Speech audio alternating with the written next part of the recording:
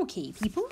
So we get the question which says determine the scale, so the first thing, and the scale factor of a drawing where 8 centimeters on the diagram represents 4 kilometers in reality. Now, the first thing we've got to do is we've got to get our units to the smallest one. So we've got centimeters and we've got kilometers. So we want to get the the kilometers into centimeters. So how do we do that? So we go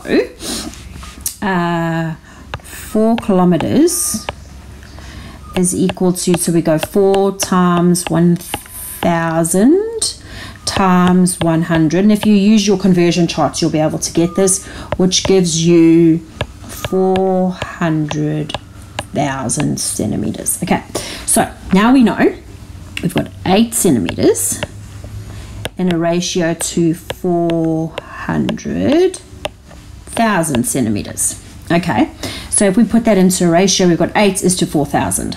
So if we have to use a calculator, as I've showed you, to bring that down to see how low we can go, it will bring it down to 1 is to 50,000.